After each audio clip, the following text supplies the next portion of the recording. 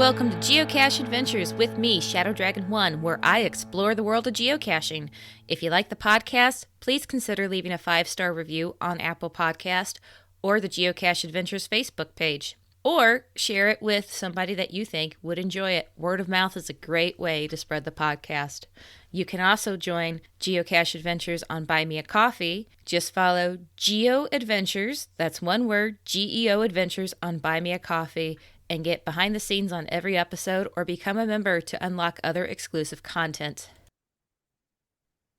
Hi everybody, Amy Shadow Dragon 1 here, and with me today is Jim Pallwitz, aka witzend from Caching in the Northwest. Thank you so much for joining me today. Hey, well, thanks for having me. We enjoyed having you as a guest Oh, on it was a our blast. podcast. Yeah, and I'm happy to reciprocate. So first of all, I always love to hear how people get started geocaching. So how did you start geocaching? Well, it's been so long. I don't know that I can remember, but I have been caching quite a while. I think I started in 2004, and I've always been a bit of, well, a nerd. Let's just be blunt. I work in tech. I play with tech. Tech has always fascinated me. Maps have always fascinated me. I remember in the early days of aerial photography, scouring Microsoft's Terra server and things like that. And so just maps and navigation and GPS, those things I find fascinating. And I don't honestly remember where I first heard about it, but it would have been on some tech show. I don't know that we even had podcasts back then, but I watched ZDNet, Tech TV, and stuff, and got Mike Elgin's Mike's List by email newsletter and heard about this GPS thing. And I thought that sounds really cool. So when I finally scraped enough money together to buy a GPS, I thought I gotta try this geocaching thing. That just sounds like fun. So in 2004, it was still pretty new. So was it fairly sparse in your area? It was not, well, definitely more sparse than it is now. And the funny thing is, I found my first caches not here at home, but in Southern California when I was visiting my sister. And I went down there for high school reunion, and I messaged her and said, "Hey, I'm going to be in town this weekend for school." She goes, "Great. My girlfriend's getting married in Hawaii that weekend, and I'm her maid of honor, so I won't be home that weekend. But I need somebody to house sit and feed the cats." So I stayed in her house, fed the cats, and decided, I've got some time on my hands. Let me check out this geocaching thing.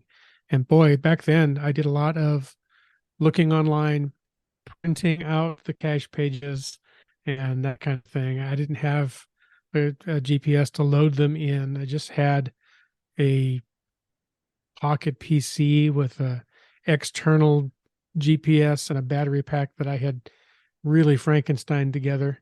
So I had the latitude and longitude, but it certainly was not a self-contained thing like smartphone apps of today. Wow. How far out did you have to go from where you were staying to find the geocache? Was there one nearby or did you have to drive a ways? Do you remember? Oh, there were several there. Yeah, Oh, okay. there were a couple in the city park, and I searched for some others in other parks that I was around. I visited my mom when I was down there, and so there was one near where she lived, and yeah, I found several down there. That it was a lot of fun, and having grown up in the area, it was fun to revisit some of the places I'd played in when I was a kid, and things like that. Do you remember your very first find? Yes, kind of. It was nothing special to speak of. It was, I think, an Altoids mint tin under steps of a bleacher in the local park. I remember better the first multi that I found was something called Under Control in a nearby park. And I was so tickled by the idea of finding a location and finding coordinates to another location. And then finding that one was a fake piece of electrical conduit under a control box for like Oh, sprinklers or stadium lights or something. There were several conduits in there, and that so under control was little play on word of the hint of the item. So that was fun. Oh, nice. And I still kind of like multis. I'm not a big multi person. If it's more A than lot of people two aren't. or three spots, I'm kind of out. Fair enough. A lot of people aren't, but and they're not maybe my top favorite, but I do kind of enjoy them. I like the ones more that are you go to the spot and you do the projection. Those And are fun. I've done a few sometimes of those are those. marked as field puzzles, and sometimes they're marked as multis. I like those a little more than Yeah, trying to find all the different spots. It just I've depends done on how done many. some. Yeah, yeah, and I've done some multis that were themed. We had kind of what adventure labs have become now, but I know we did one that was all murals around the city. So there were 4 or 5 Oh, stops, and we had to drive through several things, and that was fun because there was no place to hide an actual location there, but it was, pull up to this train and count how many clouds are in the sky and plug that number in here, and um, so that that's was fun. neat. Yeah. Very cool. Well, today we're actually not talking about multis. We're going to talk about cache adoption. Yeah, And you have a bit of experience with this. a little bit, yeah. So, when we talk about cache adoption, we're not talking about just going out and maintaining somebody's geocache. We're talking about like an official transfer and taking it over. Right, right. That's a nice thing to do, take care of somebody's cache. But yeah, this is a more formal process, I guess you could call it. Yeah, so you actually have to, there's steps on geocaching.com that we actually have to fill out and do. Right. Yeah. And I have both adopted other people's caches and put some of my own caches up for adoption. So I've been on both sides of the coin. So when you go to adopt a cache out, Hmm. how does this process work? Right. And that's a good point. It has to be initiated by the cache owner. You can't just go, gee, I'd sure like to have that cache out there. I'm going to adopt it. Take it away from the guy for the person that hit it. No. This one, the first one I adopted was from a guy that I think he just had too many to maintain.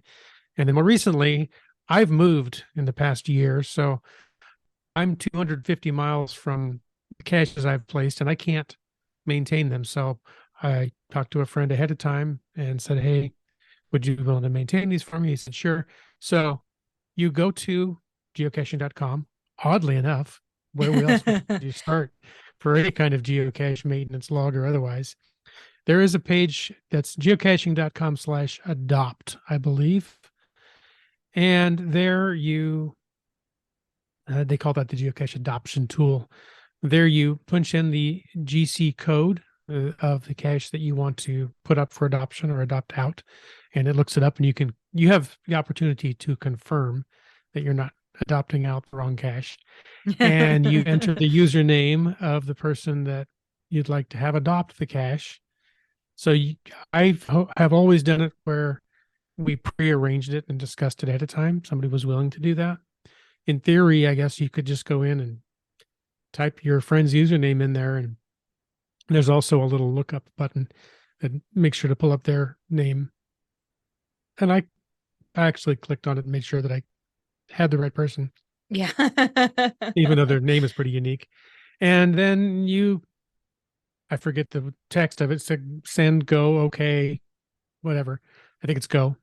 And the recipient then receives an email from geocaching.com, kind of like in the message center when you send somebody a message through geocaching.com and says, hey, Witzend has asked you to adopt this cache.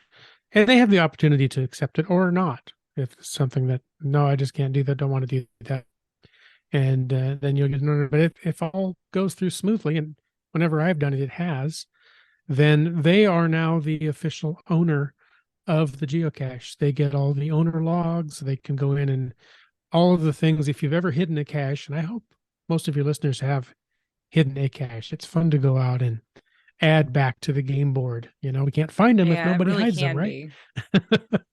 But as a cache owner, when you log in, you can write a perform maintenance. You can temporarily disable a log if for whatever reason it's not available, it's broken, the weather's bad, stolen, any number of reasons. But there are tools that you have as a cache owner on a cache page that the average geocacher doesn't. And know that those all show up for you now.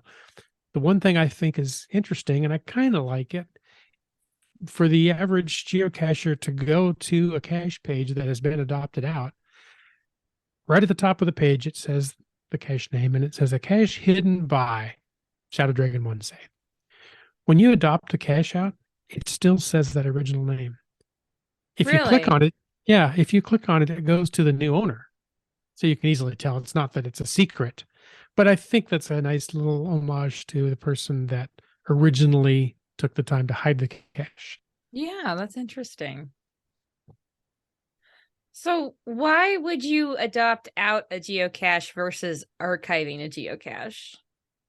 Well, there's a lot of reasons for both. I have archived caches when they've outlived their use, when I could no longer really maintain them for whatever reason, and the location was really nothing to speak of. I mean, let's be honest. There are a lot of fantastic geocaches out there. There are some that are just okay, Yeah. and they all serve their purpose. They're all great. I like to find just your average urban hide when I'm traveling. It's quick and easy. I don't always need the long involved hike. But sometimes it's just like, you know what? I think it's time to archive this cache. That opens up the map for somebody else maybe to experience hiding a cache. Maybe they wanted to hide a cache nearby. Maybe you would want to hide a cache nearby that's too close by the rule book to the cache that you're already hidden and you can't do it. So you might archive that. But adoption, which is what we're talking about today, and we get back to the topic, witzend. In my case, the most recent ones, like I said, I moved. I can't maintain the caches, but I don't know that I want the caches to go away. There's one of them I hid quite a long time ago. And well, it's just a metal tin and a guardrail, nothing that fancy. That's kind of sentimental. And some people are really, really into finding caches that are very old, that have been hidden in a certain month. You can get the fizzy grids and the jasmer grids, and that's a whole Right. nother episode topic of discussion. But gosh, if you've got to own a geocache that was hidden quite a long time ago and it fills somebody's difficulty terrain grid or date hidden grid or something, boy, I sure wouldn't want to just archive that, because the historical significance of that, even if the cache itself isn't all that fancy, is really something to take into consideration. I think there's probably more, Yeah, but the Jasmers it's a real popular thing to do, and those older ones are getting a lot every year, every right, day they're getting harder and harder to yeah, find. yeah. So those are the main reasons I can think of. There's probably a lot more, but and maybe you just want to help out a new cashier and say, okay, look, maybe you're not ready to hide a cache yet. Let me just give you one of mine to take care of and see what it's like to manage and maintain a cache. That's an That's a interesting thought. idea. Things that just occur to me on the fly. Well, it is definitely easier to, once the cache is established, to maintain it versus, getting permission and going through the review process, which can sometimes take several iterations. And Yeah. Yeah. Some people are very intimidated by placing a cache and getting permission and filling out the form and hoping that the reviewer approves it, those kind of things. If the cache is already well established, then adopting it might be a great, stepstone into cache ownership. yeah, it's a really good point. And it's a simple enough process to Yeah. adopt your cache over to somebody. It actually really is. Yeah. Just a few clicks and emails, but I think a lot of people tend to have questions about how the process actually works because you hear about it, Yeah. but it's interesting because the way it's set up, like you said, it has to be initiated by the owner. And I know there's always people wanting to adopt those abandoned caches out there. Yeah, and that's but you one of can't my really, biggest. Yeah, that's yeah. one of my biggest things. There's a cache very near to where I live now that the last several logs are DNFs. It has not been found for months. It's a puzzle cache.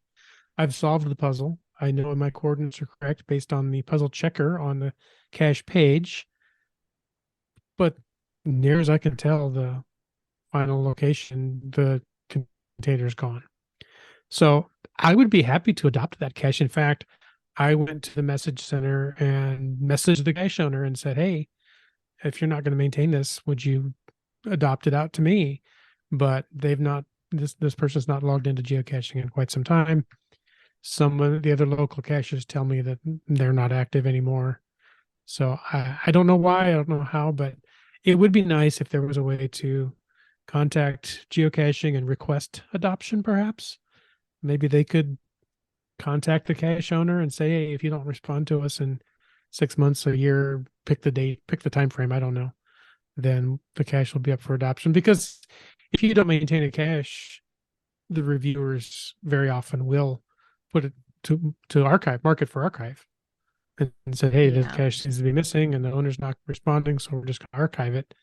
And what if that cache was one of the old ones we talked about, or something that was really cool, and about gadget cache or something? Yeah.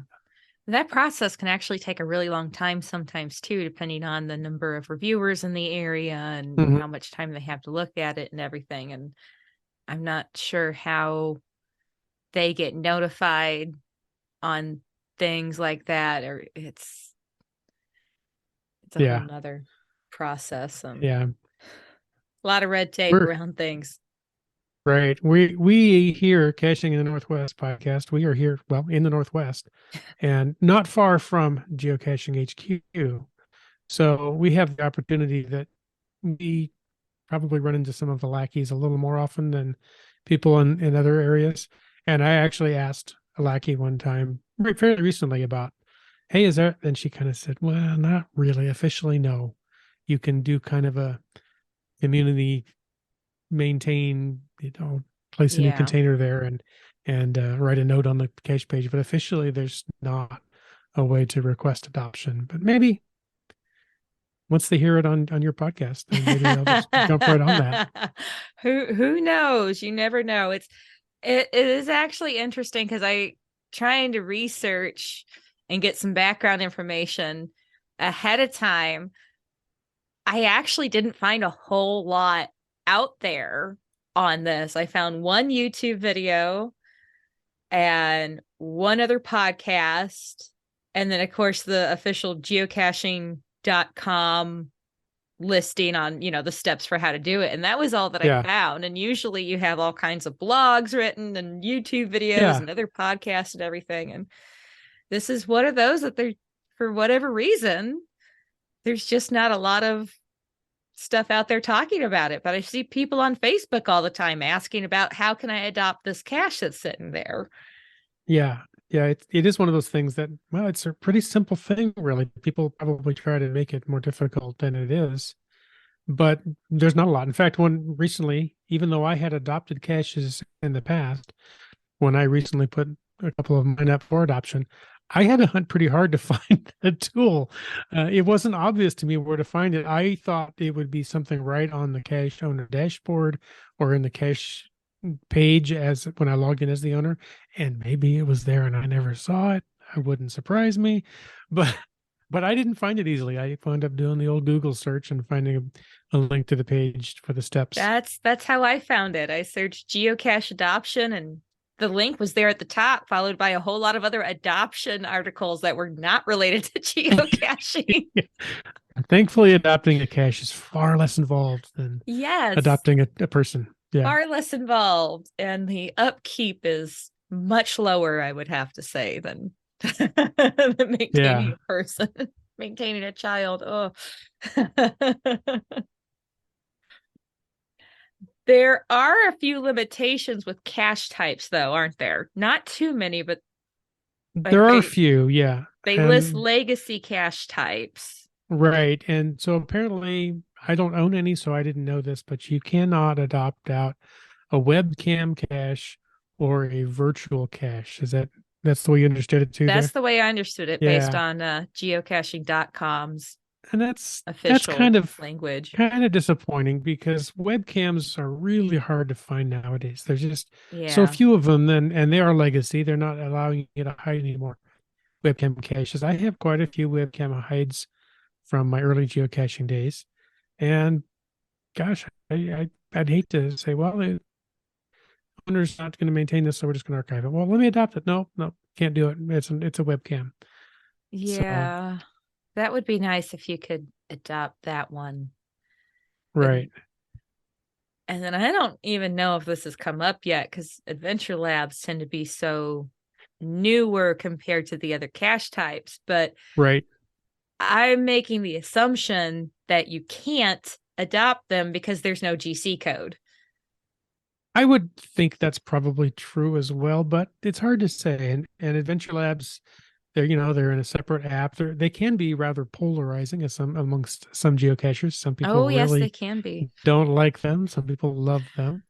Uh, They can I be. feel They're interesting because where it goes require a different app as well to play them, right. but they still have a standard GC code and cache Hmm. page. Where Adventure Labs at this point are just like a whole. We'll put them on the map, but it's a whole different breed of Yeah, beast out there. And yeah. And thankfully they do show up on the map because I've been caching since 2004. My instinct is just to pull up the one source for things rather than opening the geocaching, or you pick your third party cache app of choice yeah, and the Adventure Lab app at the same, I don't always check two things. it So it's is nice to at nice least it's see them. all shown on one thing now, Yeah. but Yeah. yeah, So yeah, that's sometimes I wish instead of hitting the Adventure Lab pin in the geocaching app, I wish it would give me like a description page instead of going to the other app right away and right. opening up. Because, That would be nice. yeah, Yeah, little side the tangent other there. cache, right. The other cache that I am told that you cannot adapt out is an archived cache. So if there's a cache that's already been archived, there's no Lazarusing it back from the dead. It is archived for good. The only cache that I've ever been aware of that was archived and unarchived is the Project Ape cache here in Washington State. That was one of the yeah, one of the. Are you familiar with the Project Ape caches I from back in the am. I day? didn't, and I knew it had gone missing at one point, but I never realized it had been archived at one point. Yeah, somebody muggled it, and it was a pretty big cache. It is a pretty big cache, but somebody muggled it, and geocaching policy as well. We're going to archive it, and somebody placed a tribute cache, same style, same location, same container, but you didn't get the ape icon if you found that one. Mm. And then one summer, some local caches said, that's a pretty big, hefty ammo can cache. I'll bet somebody just chucked it over the edge of the hill into the ravine. So they set out on a mission, and sure enough, they found it after not very much searching. And there was a whole petition to geocaching to unarchive it. And in fact, I think they put out a poll amongst cachers. Okay, what do you think? Should we restore it as an actual Project Ape cache? Should we, maintain the tribute cache that was put in its place? And the overwhelming opinion and request was to restore the original Project Ape cache. So Mission 9 Tunnel of Light is still available. One of the, I think, only two. I think there's one in Brazil and one in Yeah, one in Washington. Brazil, and yeah, it was pretty rare when they came out because wasn't there only like 12 or so to start with? Something like that. Yeah, I know. Like It this one was, is 9, so there's at least yeah. that. But or It was a pretty rare occurrence when it first started, and now yeah, it's probably the rarest cache type that you can get since there's only two left in the whole only two world. left. Yeah, yeah, that was fun. I made that my 500th find way back in the day. I don't Oh, remember where I did found you? that one, but yeah.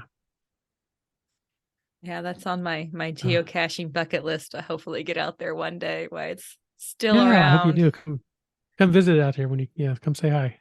If I make it out that way, I will let you know. Yeah. Yeah. Look us all up. I will.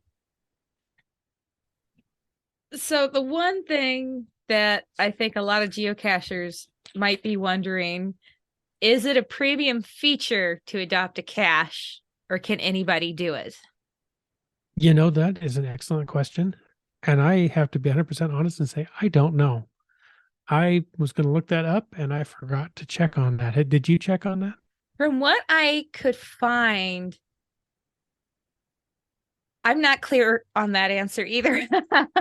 I It does not appear to me. I never found anything that said it was strictly a premium feature, but I also Mhm. never found anything saying it wasn't either. So Yeah.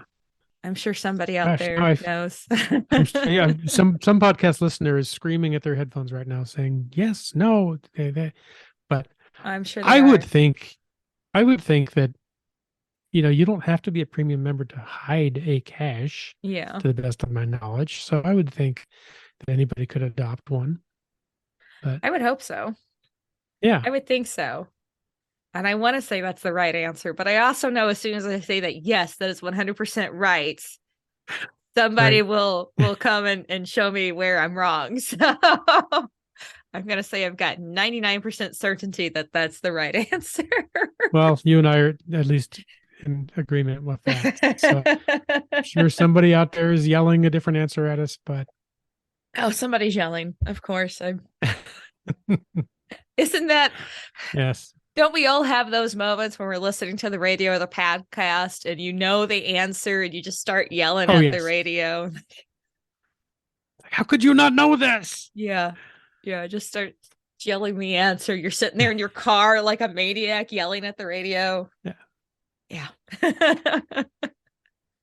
Been there, done that. Oh, those are good Guilty as times. charged. Good times. But if you're not a premium member and you can't adopt a cache and you really want to, well, go get a premium membership. They're not that expensive. I know there have been times in my geocaching period when I was not a premium cacher, but I try to. It helps support the hobby that we love, and costs money for geocaching to keep all the wheels turning there, and so it's a good thing to do if you can at all afford it. As hobbies go, it's a fairly affordable fee for most hobbies.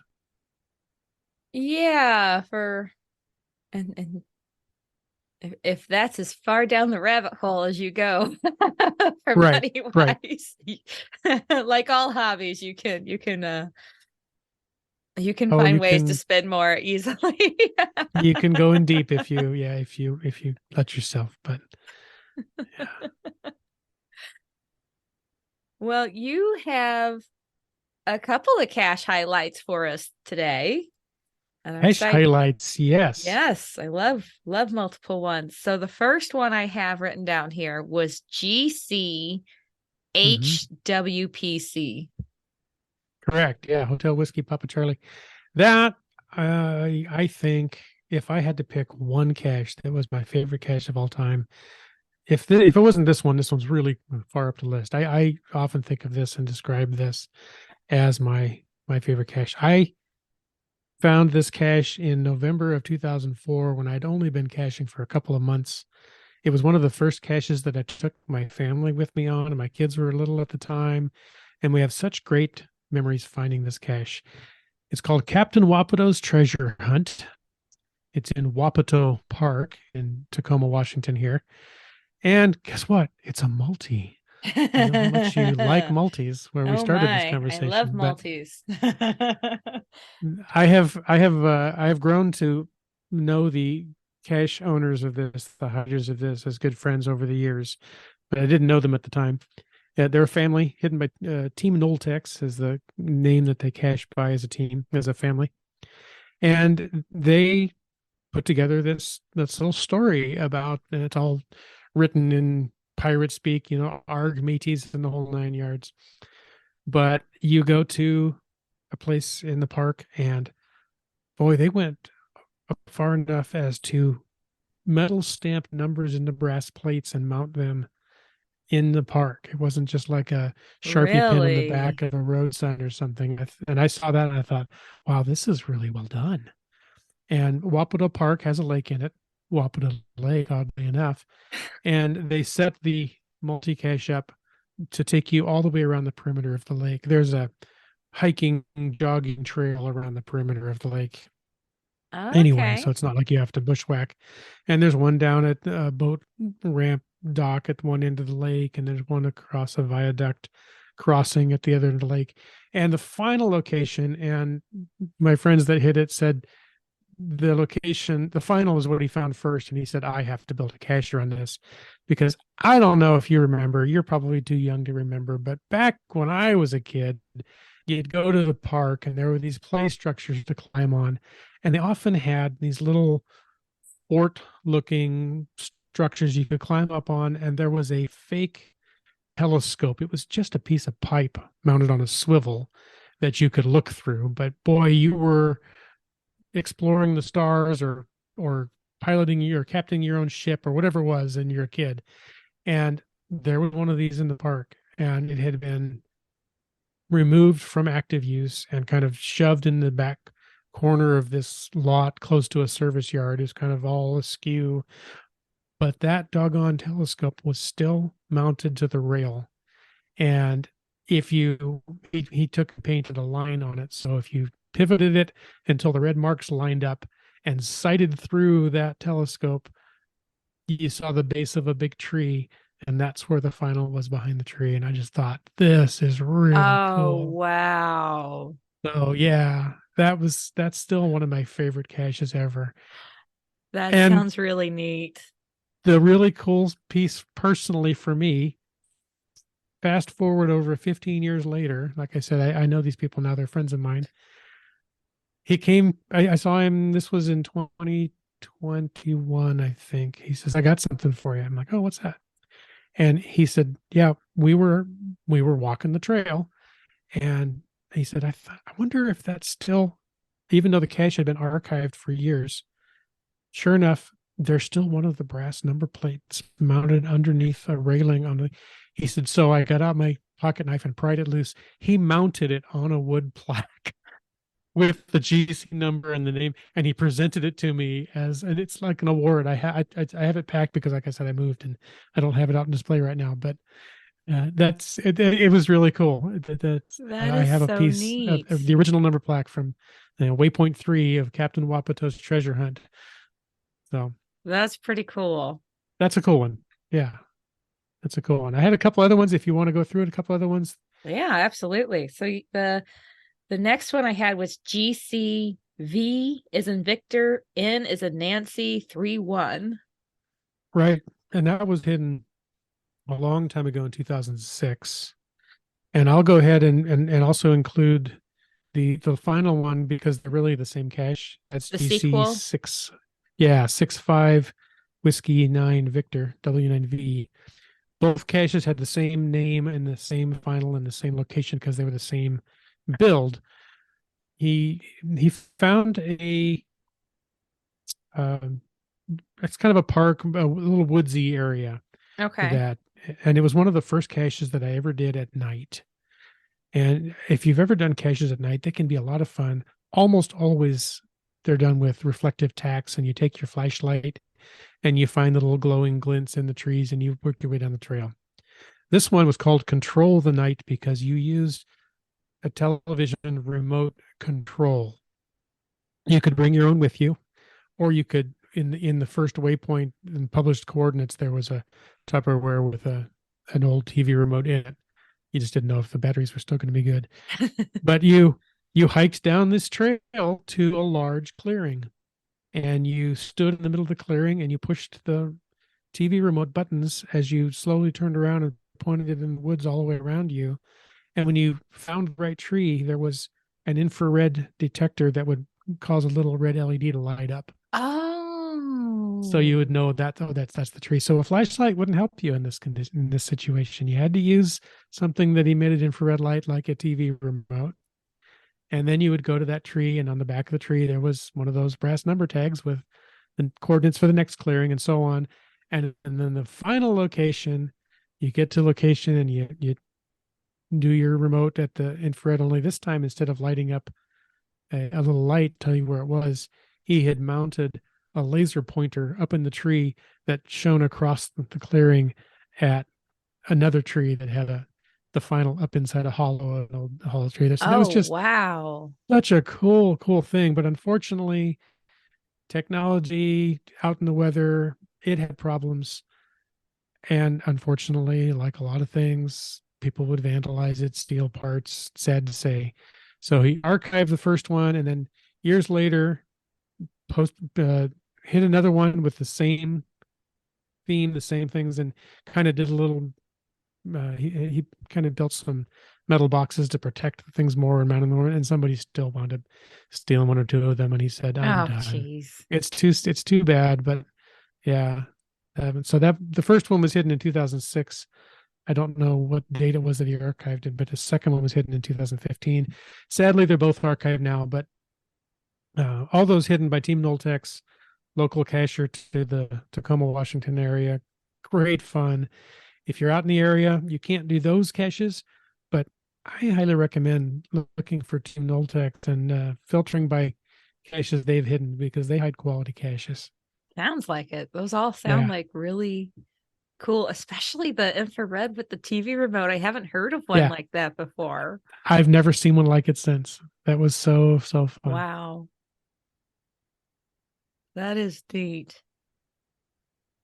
Oh, now I really want to find one like that. I told you I'm a tech nerd. I like gadgets. That just checked all my boxes. It was That's perfect for you. That sounds like so much fun. That is so cool. Right.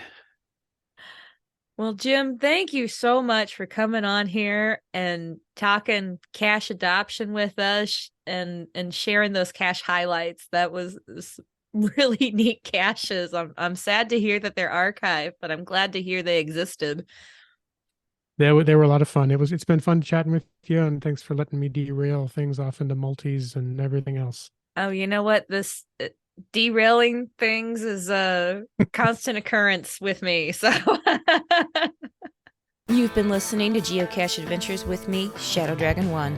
If you'd like to get in touch, you can reach out to me on Facebook, Instagram, or go to geocacheadventures.org and you can find the information on the contact page. Theme music is by The Travel Bugs. Thanks for listening, and I hope you enjoyed this episode.